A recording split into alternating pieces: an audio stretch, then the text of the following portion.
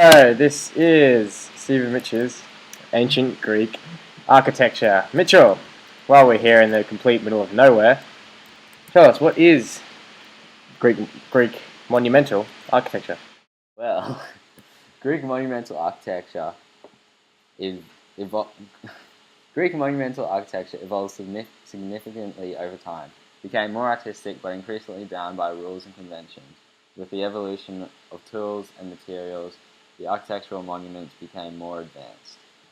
So, ancient Greek monumental architecture that we will focus on is made up of the temples and public buildings from ancient Mycenaean period to the reign of Pericles. These buildings can be distinguished from their highly formalized characteristics in the structure and decoration.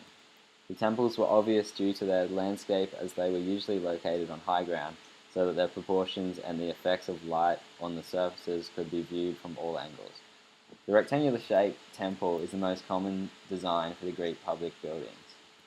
As stated by Colette Hemingway, the independent scholar and author of Architecture in Ancient Greece, the architectural order governed not only the column but also the relationships among all components of architecture.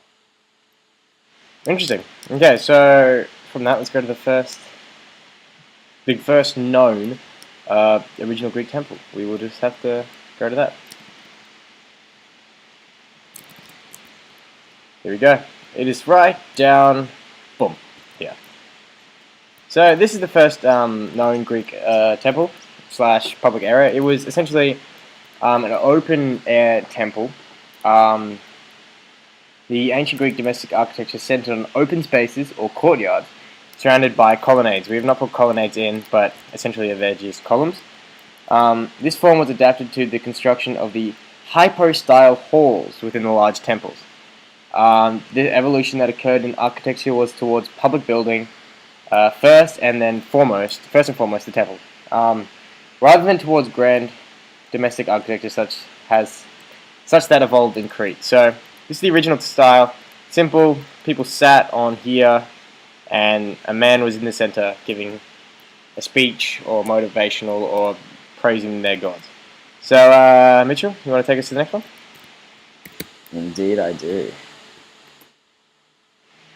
So now we have the first wooden temples, wooden and made from wood and mud bricks.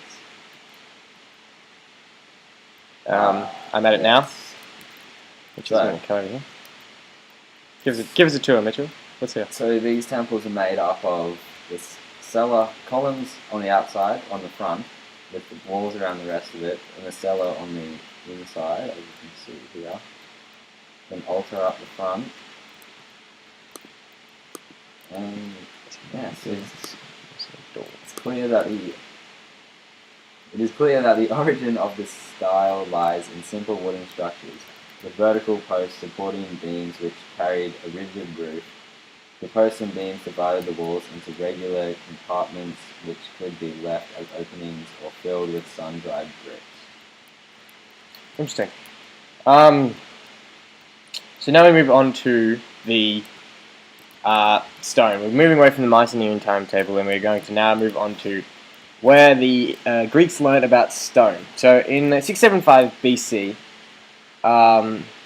Greeks had little to no experience in working with stone, such as marble.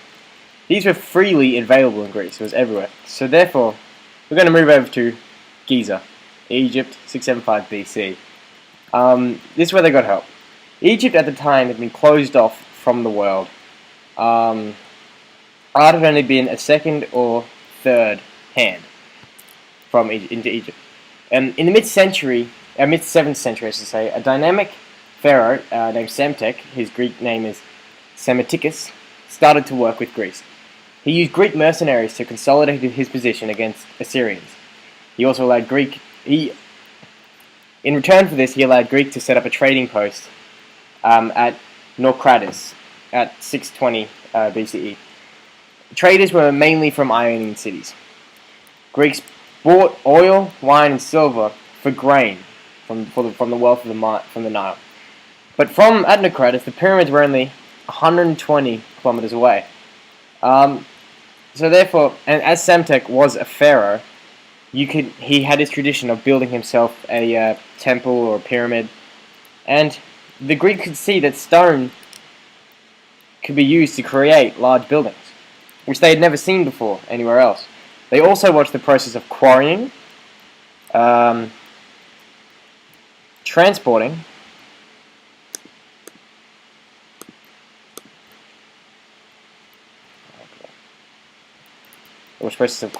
transporting.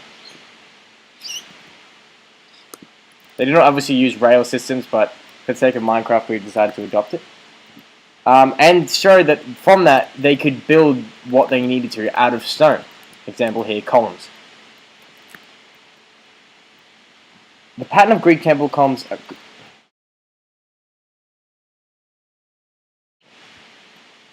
The Doric order was inspired partially by the Egyptians. Mitchell, the next section is yours. Okay. We've got a signpost here, Mitchell. Let's just zoom in and read it. What is it? It's the quote. That It's a quote. one. Let's read it. Yeah. As stated by Colette Hemingway, the temple typically incorporated an oblong plan and one or more rows of columns surrounding all four sides. The vertical structure of the temple conformed to an order, a fixed arrangement of forms unified by principles of symmetry and harmony. This is the orthodox view. Cool.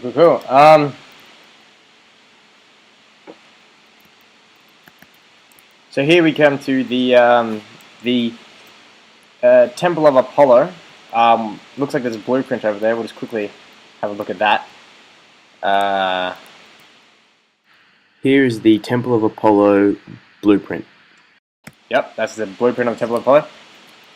So Mitchell, what is the Temple of Apollo? Give us a quick. Well, the Temple of Apollo is made of rough stone and marble, and consisted of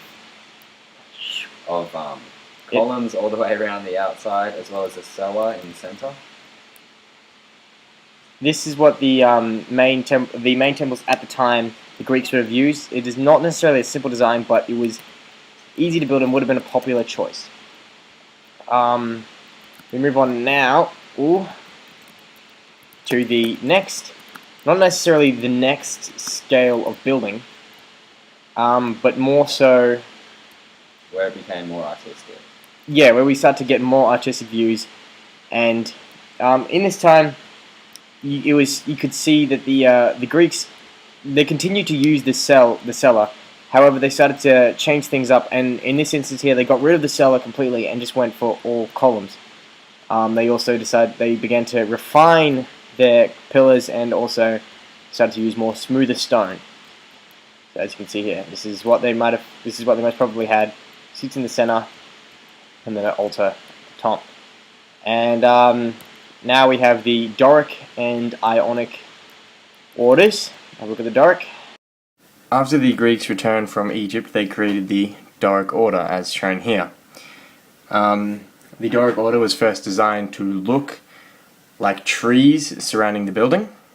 It was very widespread throughout Greece and Magna Graecia. The earliest examples of the Doric order are in Corinth, Isthmia, and Olympia. These columns do not have a base, and they are hollow. That is not easy to understand, but as was later shown in the Ionic order, they actually have bases. At the top they form into a square, which supports the horizontal architrave, which is here. Okay, on the bottom there is the stereo bait.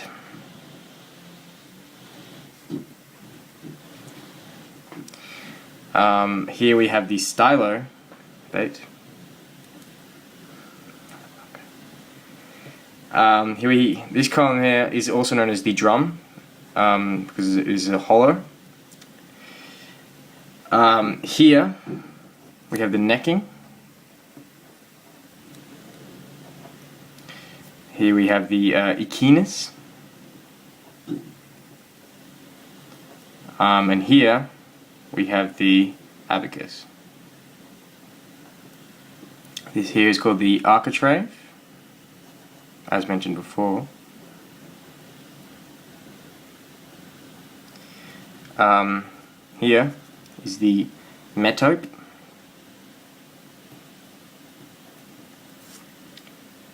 And here's the triglyph.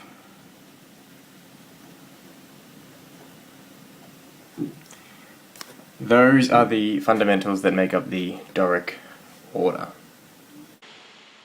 It's wonderful. Go to the Ionic. After the Doric order was the Ionic order in mid 6th century BC. It was most popular in the Archaic period. The first of the great Ionic temples was the Temple of Hera, built in 570 BC. There were some Ionic features in the Parthenon, and the Ionic order is most commonly found in the Aegean Islands. The bottom of the Ionic order is the same as the Doric order, with the stereobate and the stylobate, except it has a base here. And then the column comes up here, I think. And then the midsection of the column is known as the shaft, with the fillet in the center, as well as the flute.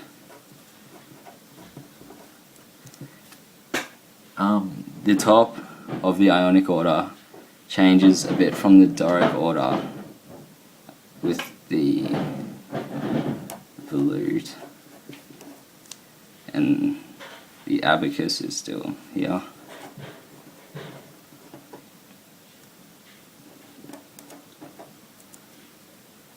And the capital right here.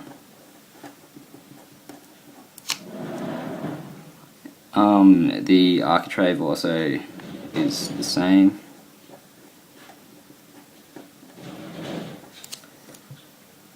We then come up to the top, where it changes quite a bit from the Doric order, with the mouldings, right, these two bits here, and the frieze there. Also, it has the cornice at the top, which the Doric didn't have. And it also brings in more artistic characteristics. Yeah, as the architecture became more artistic, and it has and the pediment at the top.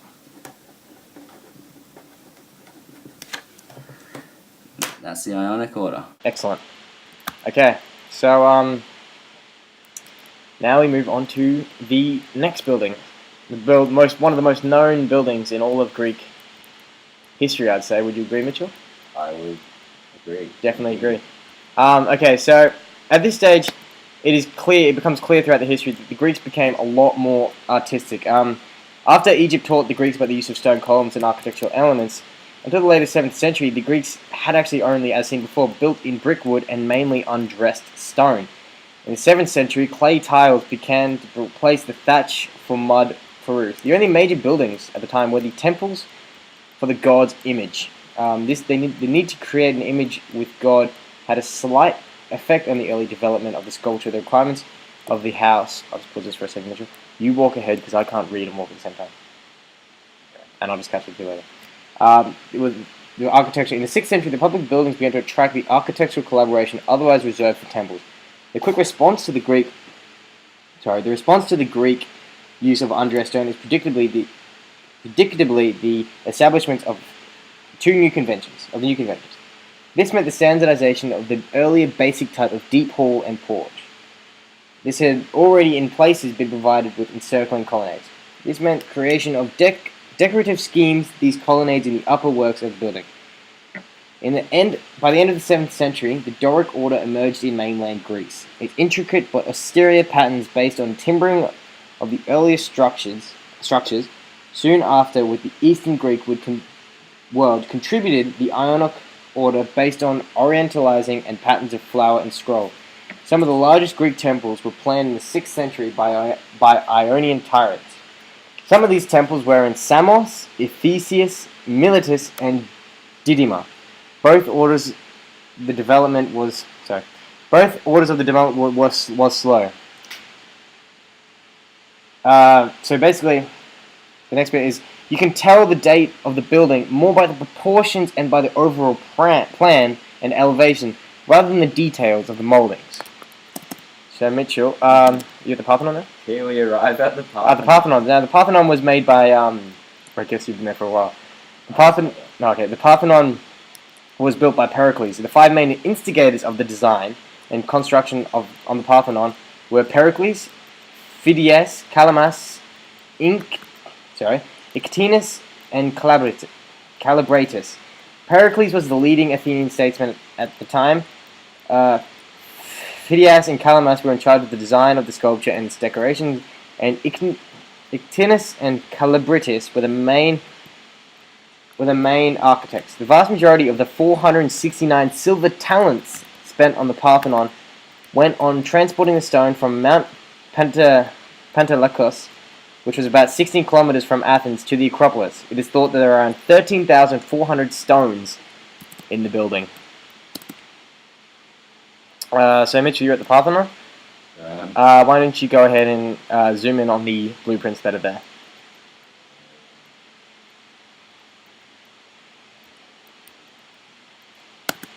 Here we have the Parthenon. Here is the blueprint of the Parthenon, and here is the artist's impression of what the Parthenon, the front of the Parthenon, may have looked like in its glory days. Switch over. Here is the stats of the Parthenon in today's measurements. Up the top here we have, as shown, 70 meters by 30 meters over here. The 9:4 ratio, using the math base, that proving that the Greeks became much more math-based in exact ratios the further they got along. We have the 9:4 ratio. This side here, oh wait, can't see that side. This side here is 9. This side here is 4. Exact ratios. We also have another 9:4 ratio here, which is the distance between here and here. The center of these two columns is 9, and then the width of a column is 4, showing that as Greek progressed, they became more mathematical based in trying to have the perfect building. The ratio of 4 to 9 was extremely important in the construction of the Parthenon. The basic rectangle with sides of 4 and 9 was made from 3 rectangles with sides of 3 and 4 with a diagonal of 5. This form of construction also meant that the 3 to 4 to 5 Pythagorean triangle could be used to make sure that the right angles within the building were produced accurately.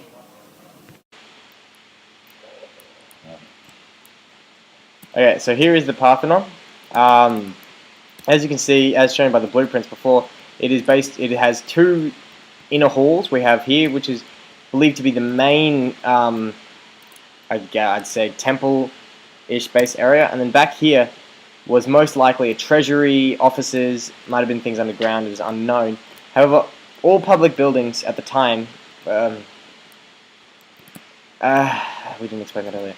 Temples were not only used for, as they are used today, they were also used for public buildings, for example, treasuries, meetings, voting, things like that. With the Athenian democracy, the Parthenon was commonly used for the meeting place for elections and things used by the boule. And I guess that is it. Also, mathematics. The were mathematics. very important in the creation of the Parthenon. Pythagoras, as spoken about previously on the blueprints, is very important, and he also first discovered that the ratios of a sequence of notes in a scale can be applied to create harmonious music.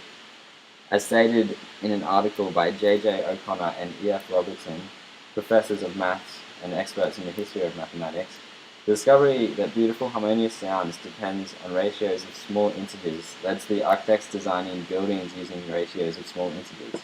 This led to the use of a module, a basic unit of length for the building, where the dimensions were now small integer multiples of the basic length.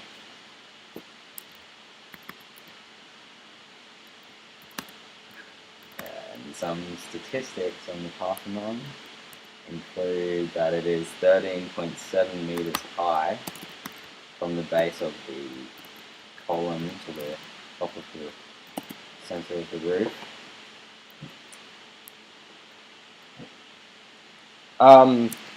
The Parthenon was 17 columns on the outside long and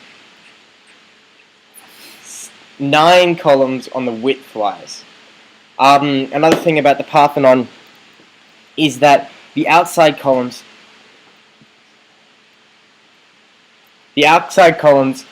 slanted to a certain degree, also the inside columns as well, they slanted to a certain degree inward. The reason the Greeks used this to show another instance of their mathematical and artistic genius was that they discovered that if you, entasis is what it's called, if you were to look at a column from a distance, it looked like the column was on an angle, even though it was built straight. So they just deduced that if you were to build the column already on an angle, if you were to go back from a distance, the column looked straight again. It's also been measured that if the outer columns were to be extended upwards, they would meet at 2 kilometers above the temple, and for the columns on the short sides were extended, they would meet at 5 kilometers. This shows that the Greeks had a lot of planning and a lot of exact measurements and thought going into their buildings, going from simple open air temples and places to mathematical and artistic buildings in only 300 to 400 years, as stated in our hypothesis. This is Stephen Mitch, photobooth.org, signing off.